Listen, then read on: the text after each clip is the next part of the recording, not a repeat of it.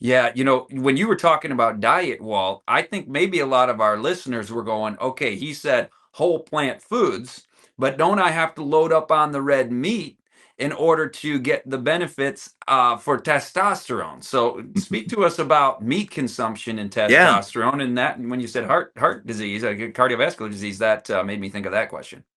When I go and I teach in Africa, and we just finished our 13th program over in Africa. We do a 2-week series over there in lifestyle medicine where we're teaching doctors and different people how to do lifestyle. And I've had the opportunity to go out and see the elephants. They don't eat meat, and they got good testosterone level. And then Scott, sometimes we just kind of, God protects us when we're stupid. I walked up to this giraffe, and I mean, I walked right up to her, and I mean, she looked like a little golden retriever looking down at me like, "You stupid fella, why are you walking up so close to me? I can kill you." And giraffe, they will actually kill people if they're not happy with them. They'll just stomp them. And I walked literally right up to her and took her picture. Giraffes, do they eat meat? No.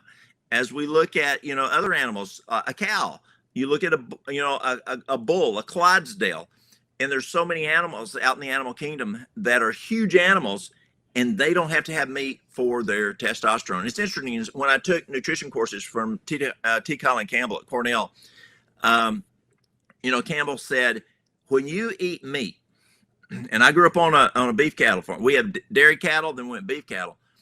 When you eat meat, you're not getting the nutrients from that pig, from that cow, from that chicken. You're getting the nutrients from what that animal ate. Now, this is Cornell University.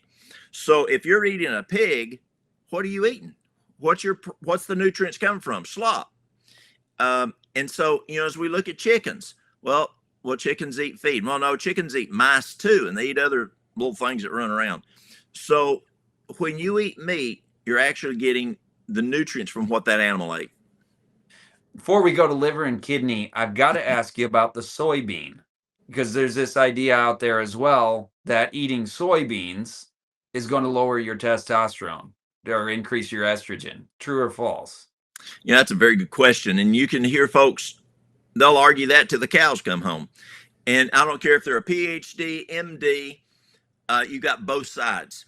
But there was a very good friend of mine, Dr. Agatha Thrash. And I asked Dr. Agatha this, and she said, Walt, the soybean is a good phytoestrogen. The red clover is a good phytoestrogen.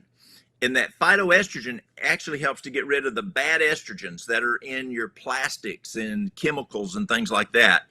And so I tend to go with the side that says those phytoestrogens are actually, God put them there to protect us.